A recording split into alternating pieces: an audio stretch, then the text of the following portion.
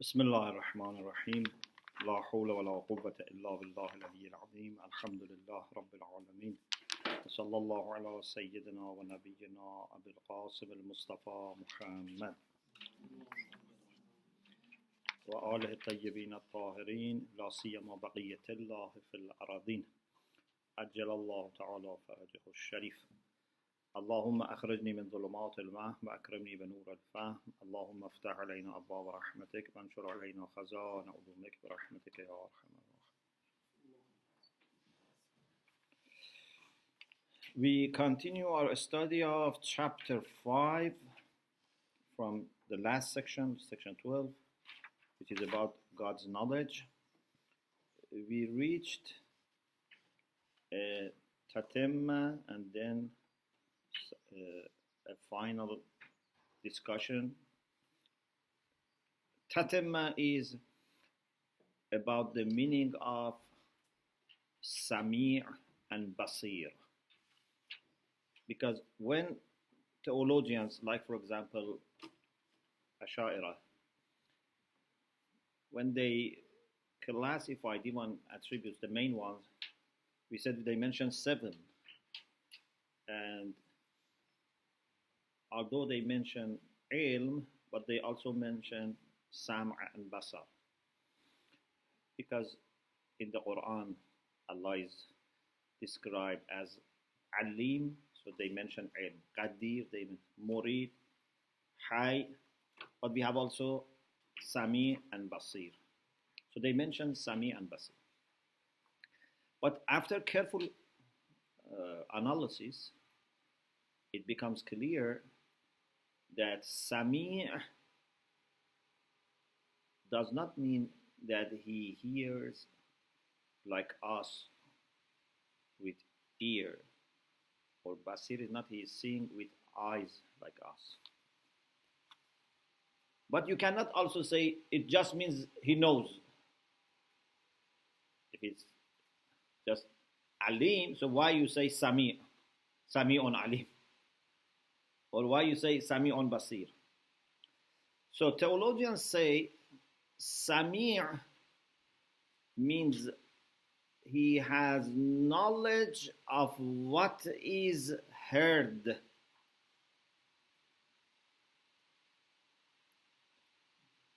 Basir means he has knowledge of what is seen. So if we say to people, God knows what you do, for example, or what you say, maybe they think this knowledge is a kind of very general, vague knowledge. Yeah? Like, for example, someone goes to a park. I say, I know you went to the park. This doesn't show how much I know. But if I say, I was seeing you in the park,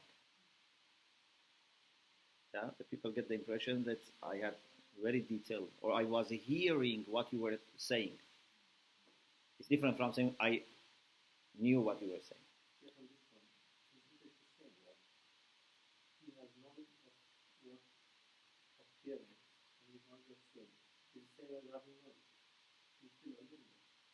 Yeah, so I'm trying to say why we didn't just use alim.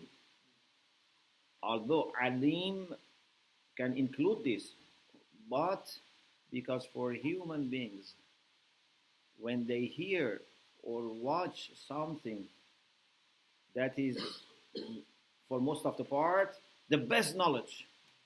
What is your best knowledge? Something that you have very, vivid, image. When you have seen something or you have heard yourself, yeah? So, in order to help us understand that when we say Allah has knowledge, His knowledge is not, kind of vague or general. It's like seeing. It's like hearing. Then you realize that, this is really knowledge. Even, this is my personal reflection, even when we say God has knowledge of what is said, yeah, it doesn't mean that he has the transcript, for example. Because sometimes I say, I know what you said. But this is different. Sometimes I have the transcript, I have a report. No, it's more than that. He has such,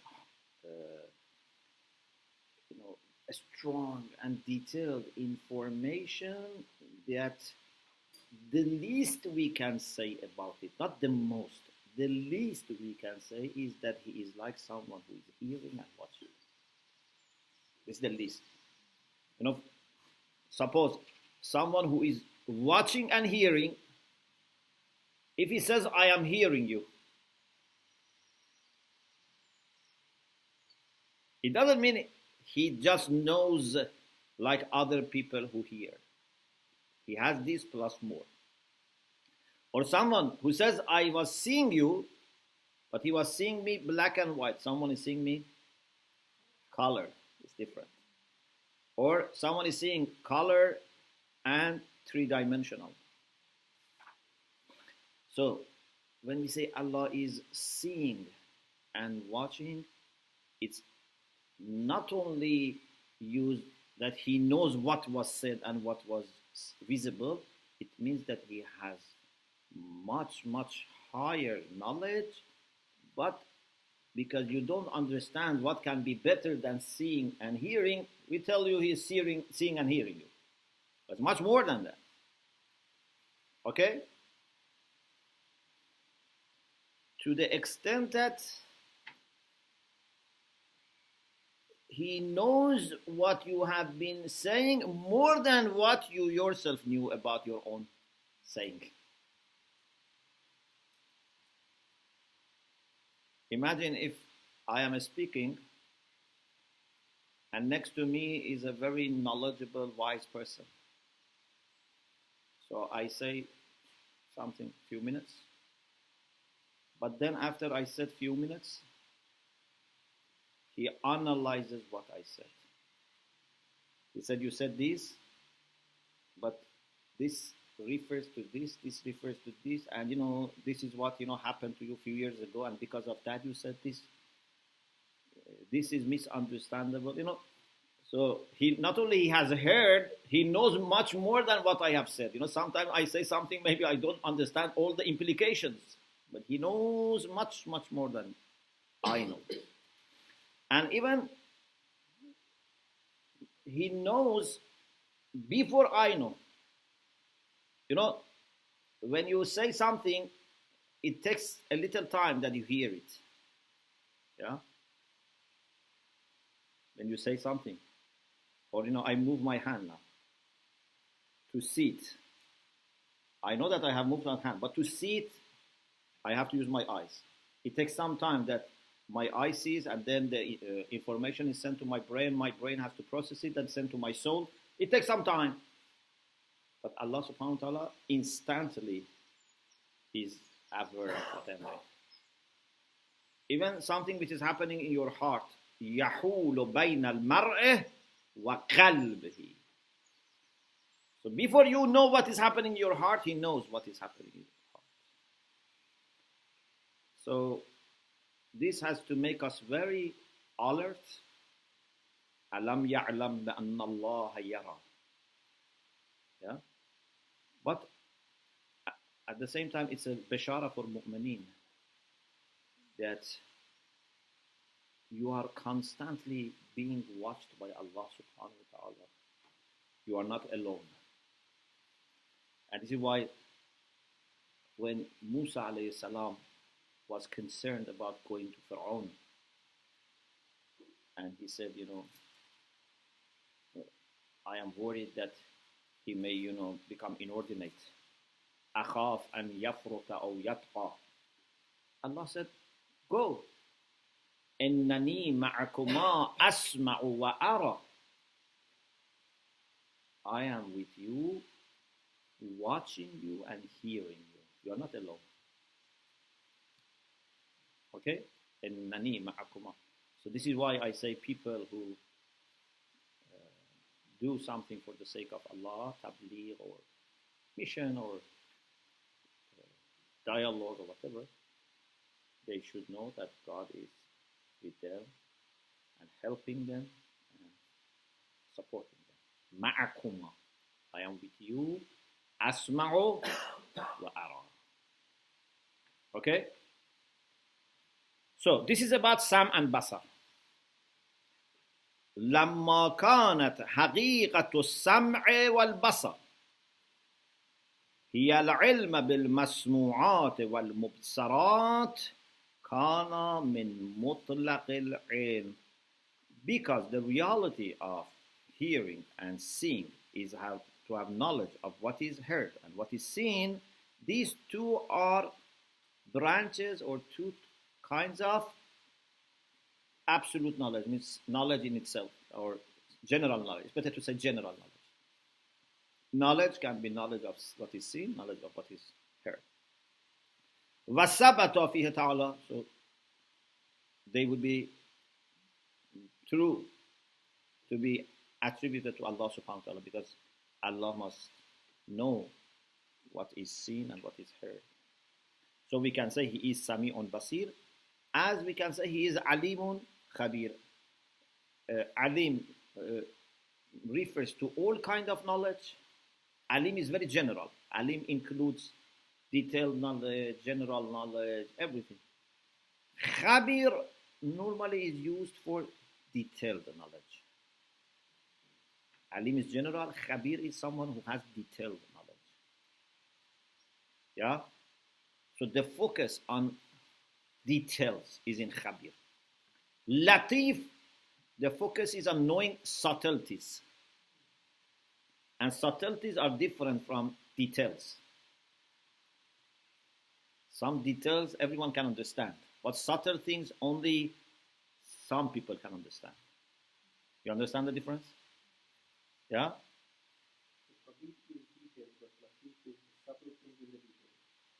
Not in the details. Maybe it's even subtle things are in the general thing, but means something that needs a kind of insight, a kind of extra ability. Details everyone can see. Yeah? But subtle are normally indirect. It's not that they are small, they are indirect. In details, it means there are small pieces. But in Latif, it means there are indirect things. You understand? For example, maybe a person comes to this room and sees all the details, but didn't see that one person here is unhappy.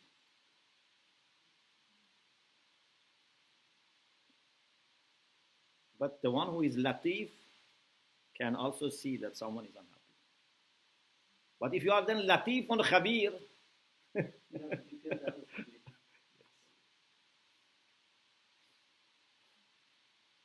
Tanbihun wa isharatun.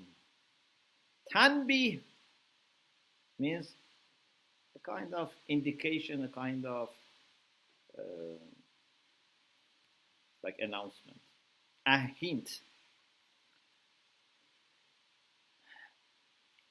The reason he says hint, not because we say only one sentence or paragraph, because this is a big discussion, and although we are here dedicating about 3.5 pages almost, according to my edition, but we have not really gone into details. So, very brief discussion about different opinions on knowledge of God. The title of this chapter was God's knowledge, fi ilmihi ta'ala. So, what are Muslim philosophers and theologians and non-Muslim, like even Plato, for example, what they think about knowledge of God? للناس في علمه تعالى أقوال مختلفة. People about knowledge of God have different opinions. وَمَسَالِكُ مُتَشَتِّتَةٌ أُخَرَ, and they have also trends or you can say attitudes which are mutashattita, diverse and different. Do you understand the difference between mutashattit and mukhtalif? What's the difference? Mukhtalif means different, but they can be very close to each other. Mutashattit means not only they are different, but they are also scattered. Yeah? This is the difference. Arabic is very accurate language for those who understand it. نشير إلى ما هو المعروف منها. So there are different opinions, and some of them are mutashattid, or all of them. Sometimes the difference is a lot. We only refer to famous ones, ma'ruf, what is well known. And still, Allah mentions 8 views. These are the famous ones. Number 1.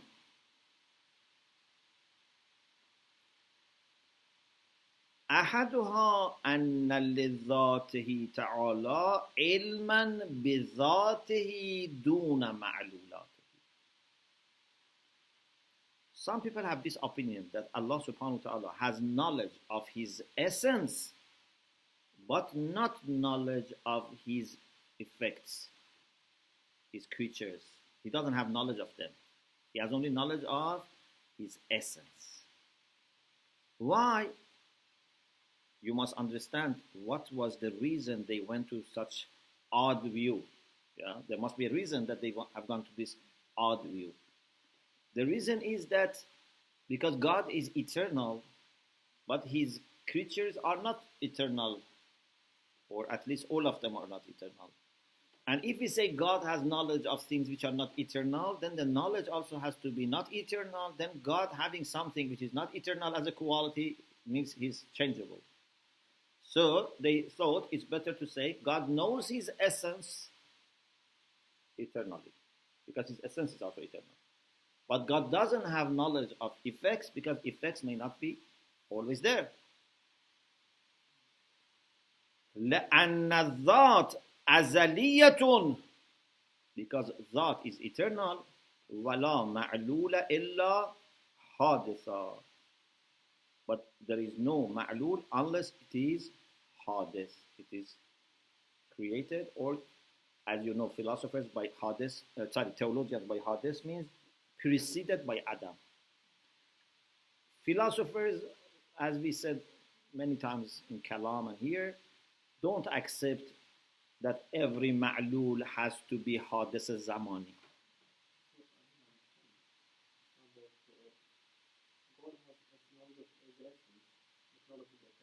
Yeah.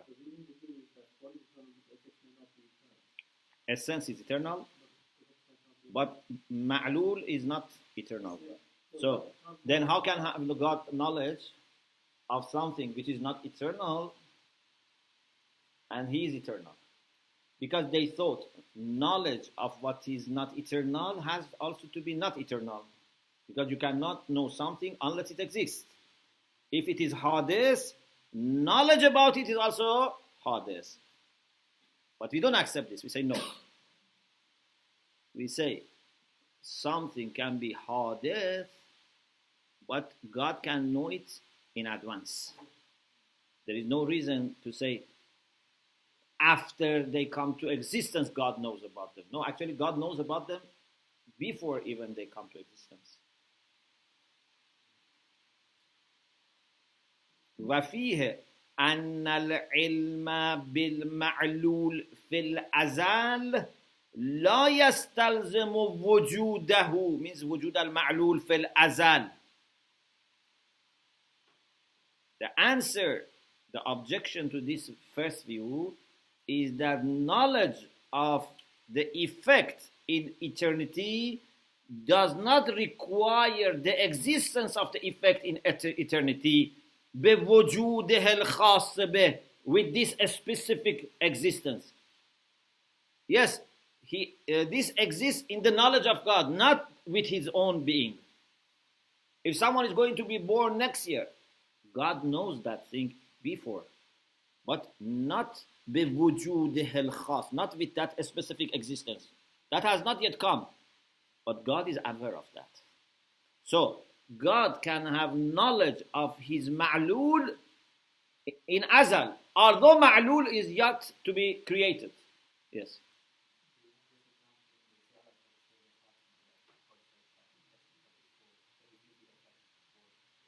Yes. Yes.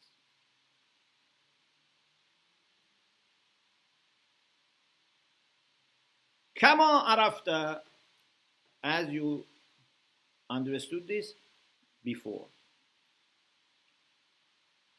So, this is the first opinion and the answer to it. The second opinion, ما نسب إلى المعتزلة, is attributed to Mu'tazila. The first opinion, Allama doesn't say who has said it, but some people say some early philosophers.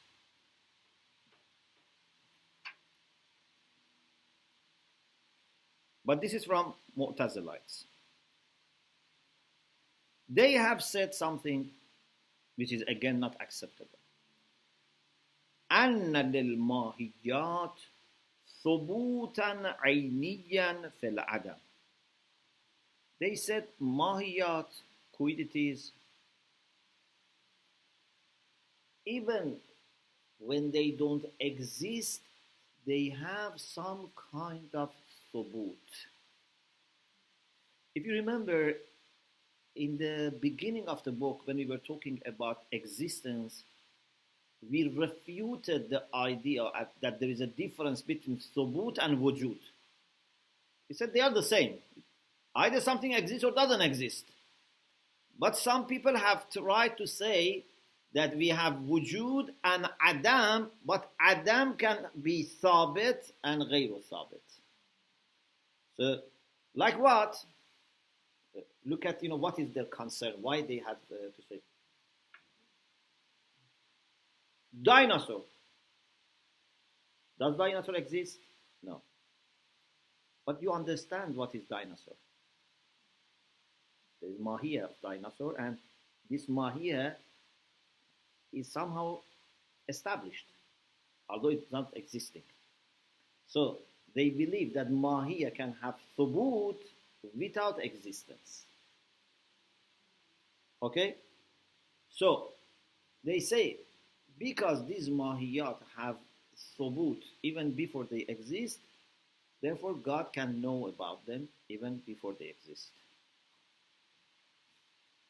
أن للماهيات ثبوتا عينيا في العدم. Mahiyat, quiddities, have a kind of objective thubut in non-existence. Okay? It's very difficult to distinguish between thubut and wujud in Arabic, let alone in English. Even in English, it's very difficult to say what is thabit. What means a kind of, like being established, a kind of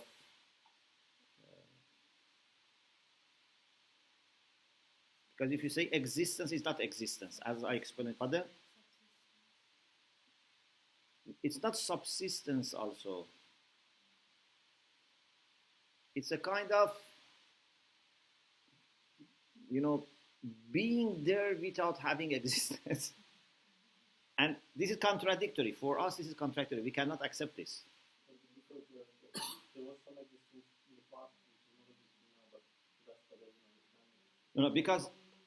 Because a mahiyya, even before exists, it has some kind of identity, some kind of, truth is there. As I said, for example, dinosaur is dinosaur. You know what is dinosaur? If someone says dinosaur is, for example, a bird, you say, no, dinosaur is not a bird. So it means there is something like dinosaur that you understand. Yeah? Pardon? Dinosaur is a modern example, or what did they do? Anything like insan before creation of insan. When we didn't exist, Still insan was insan. The idea could be understood. Yeah. Because mahiya, for example, even before this world was created, 2 plus 2 was 4. Some things are like clear cut. Yeah? So there can be a kind of reality without independent, objective existence. Okay? Pardon? Nafsul Amr is a general way of referring to these things. Yes. So, they say Mahiyat has a kind of reality, for example, but in non-existence. And knowledge of God before creation belongs to those Mahiyat which, have subut. Wahiyya means those Mahiyat. Allati ta'allaqa biha ilmuhu. These Mahiyat are those things that knowledge of God belongs to them qabla al-ijad. So, if a flower, a tree exists, God knows this because existence of this is known to God. But before it became to existence, before it came to existence, Mahiyya of this was known to God. Because that Mahiyya had some kind of reality before even he was created.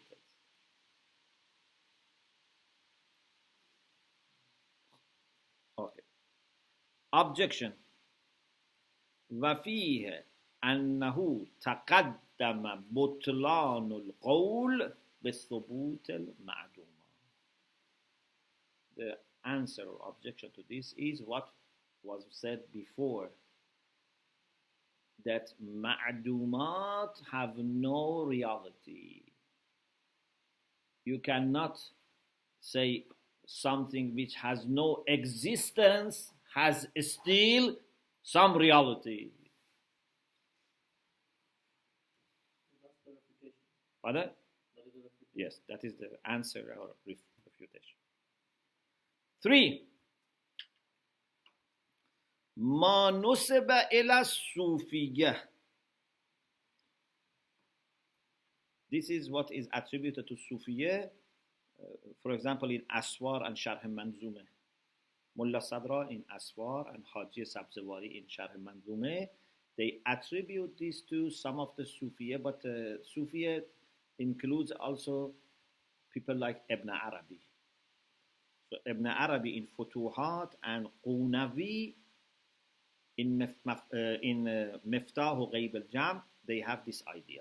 So these are some kind of Sufis who have done theoretical irfan. They say, أن للماهيات الممكنة ثبوتا علميا بتبع الأسماء والصفات هو المتعلق لعلمه قبل الإيجاد. They are more advanced than the previous one, because the previous one wanted to say mahiyat have subut aini before existence.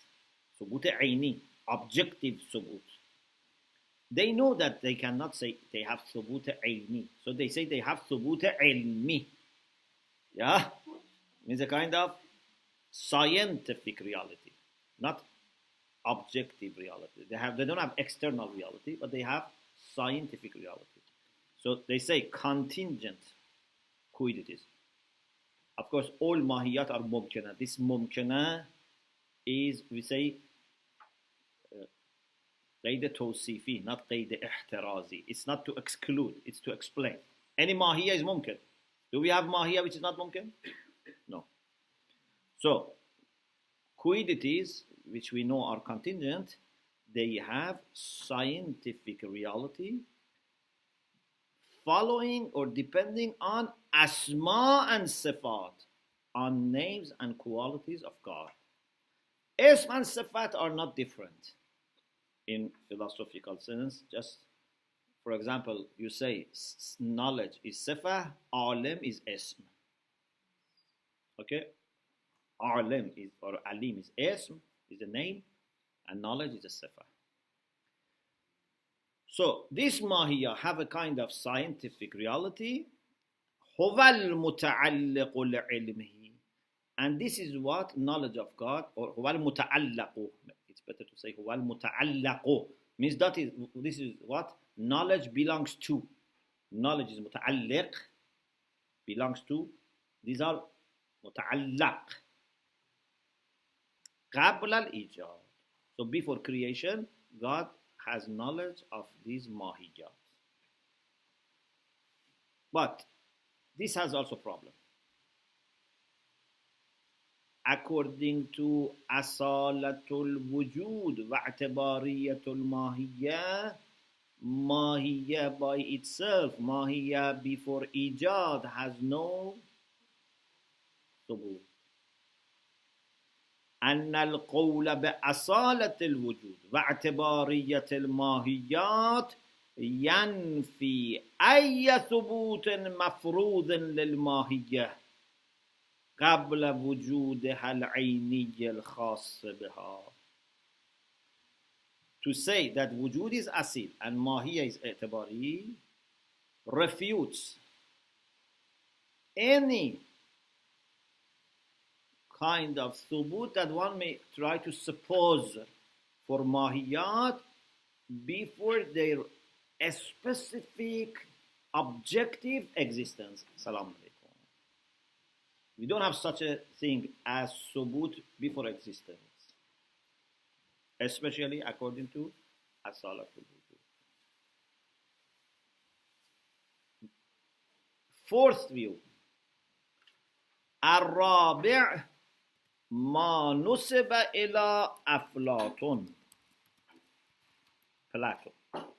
This is attributed to Plato. You are familiar with the idea of muthul, mithal and muthul.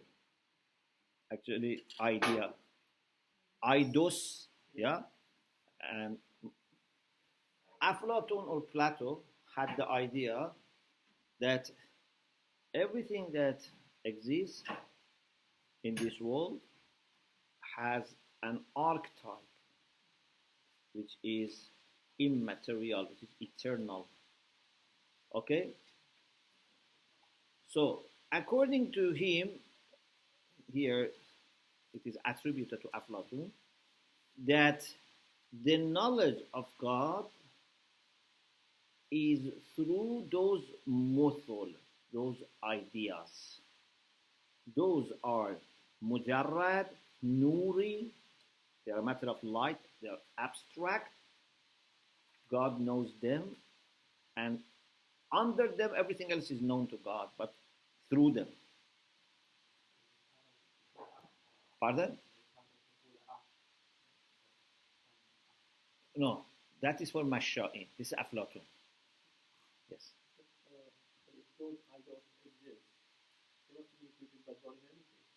Okay, no problem. But maybe if they are not qadim, if they are, we can say they created by God, but they may say it's qadim, it's eternal. أن علمه تعالى التفصيلي بالأشياء, detailed knowledge of God about things, هو المفارقات النورية والمثل الإلهية. These are knowledge of God. So, according to them, God has no knowledge in his essence. The fact that these are there, they suffice as knowledge for God. علمه التفصيلي بالأشياء هو المفارقات النورية. His knowledge, detailed knowledge about things, is the same thing as these mujarradat. Mufaraqat means mujarrad, immaterial. They don't have madde. Which are nuri, which are a matter of light. وَالْمُثُلُ الْإِلَهِيَّةِ. These are divine ideas التي تتجمع فيها كمالات الأنواع. In them, these are archetypes. In them, all the perfections that exist in any species exist. For example, if there is water, مثال of water, the archetype for water, then anything that exists in any water must be there. Any perfection must be there.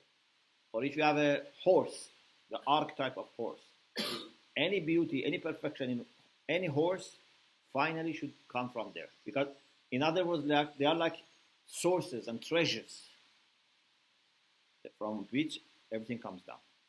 How do you think that determining the growth is one of his essence? Because According to no, now we are going to refute this. They say this view, even if we accept it, means that God has no knowledge in his essence. And this is a problem. So you are now learning the problems. Yeah? You are learning the problems. So I hope you don't make them. somebody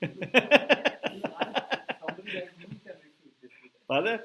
Somebody like me can also refute this. You have a good teacher. وفيه أن ذلك على تقدير ثبوتها أنما يكفي لتصوير العلم التفصيلي بالأشياء في مرتبتها. Ha means what? أشياء. This view, even if you accept ثبوت مثول, suppose we accept, because that is by itself to be discussed. Yeah? Not everyone accepts that. But even we accept that there are such a thing as muthul, ideas, immaterial, eternal ideas, this is sufficient to imagine detailed knowledge of things at the level of the things, not at the level of essence of God. You have not explained knowledge of God in his essence. In other words, you made God, na'udhu billah, without knowledge in essence. فَتَبْقَى الذَّاتِ خَالِيَةً مِنَ الْكَمَالِ الْعِلْمِ. Essence remains empty from kamal ilmi, means perfection of, scientific perfection, means a perfection which is a matter of knowledge. Ilm means perfection. And the problem is, because if you say, okay, if God doesn't have knowledge, what's the problem? The problem is, هو وجود صرف لا يشذ عنه كمال الوجود. As we have said many times, he is absolute being and no existential perfection would be remaining outside him. You cannot say there is something that God lacks. If there is a matter of perfection. If you say something negative, yes. For example, God doesn't have forgetfulness, weakness, tiredness. But this is not bad, because these are not perfection. But anything which is a matter of perfection, God must have.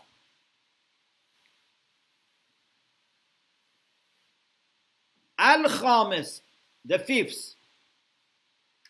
ما نسب إلى شيخ الإشراق. The fifth view is attributed to Sheikh Ishraq, rahmatullah alayh, وَتَبَعَهُ جَمْعٌ مِنَ الْمُحَقِّقِينَ. And some of the muhaqqiqin. Who are muhaqqiqin? Means those scholars with deep thinking and insight. They are ahl tahqiq. Doesn't mean just researcher. Muhaqqiq sometimes means researcher, but here we said before, muhaqqiq means the one who is going to the root of the problems and wants to understand the root of the problems. Yeah? So, like muhaqqiq Tusi, Khaja Nasiruddin Tusi, these people, they have the same idea as Sheikh Ishraq. And their idea is this. أن الأشياء بأسرها. Asr with Hamza and Sin. What does it mean? It means individually. It means all of them one by one. And أن الأشياء بأسرها means things, all of them. من المجردات والماهيات. Anything that is created, whether it is material or immaterial, حاضرة بوجودها عنده تعالى. They are present with their existence for God. غير غائبة عنه. They are not hidden from God. وهو علمه التفصيلي بالأشياء.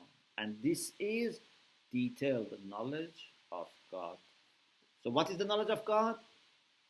Of things, the things themselves. These are ma'lulat for God and they are present to God. But again, what's the problem? One problem is, again, in Zat there is no knowledge.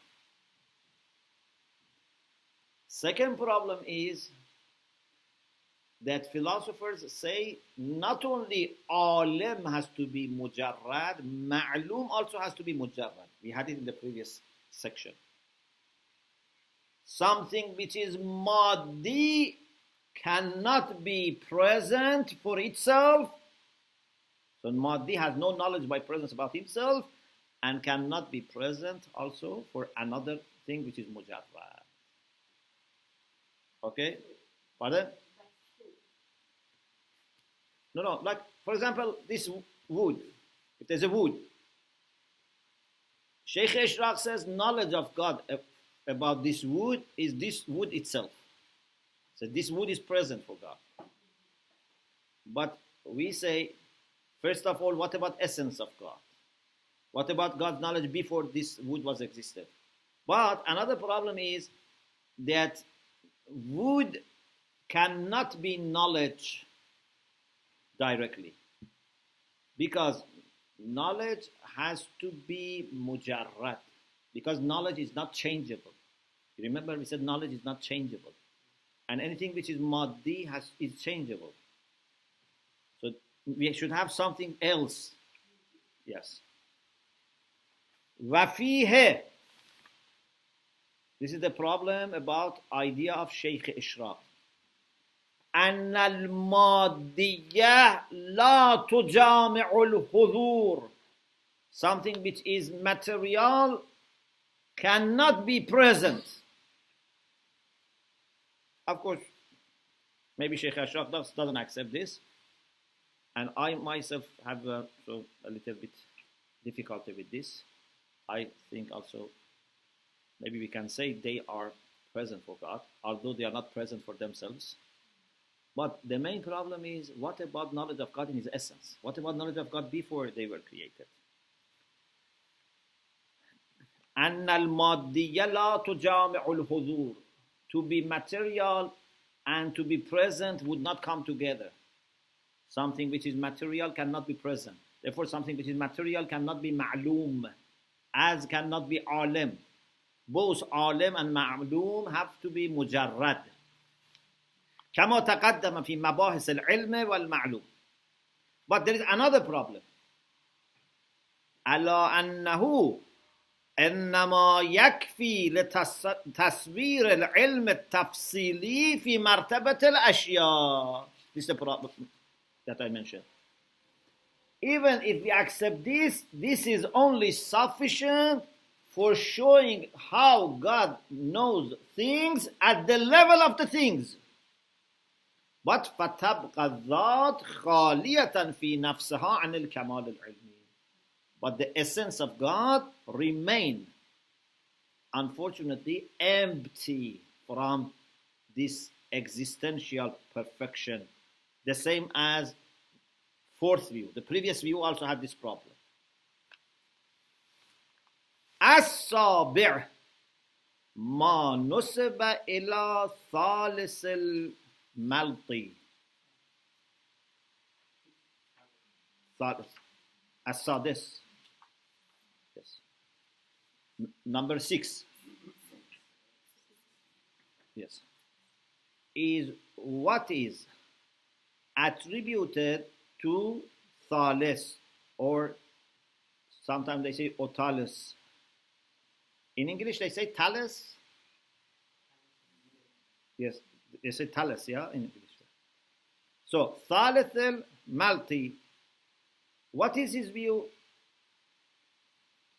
He says, God knows the first aql, the first intellect, because he is present for God. But anything else is known to God through the images that those things have in the first intellect. Like I have, for example, suppose an assistant, I know him very well. Then other things are known to my assistant. Yeah? Like, for example, a king who knows his wazir very well, and his wazir knows everything. So, the king doesn't know all the details himself, but he knows wazir and knows what is in the mind of wazir, for example. Of course, I'm simplifying. أنه تعالى يعلم العقل الأول. God has knowledge of the first intellect.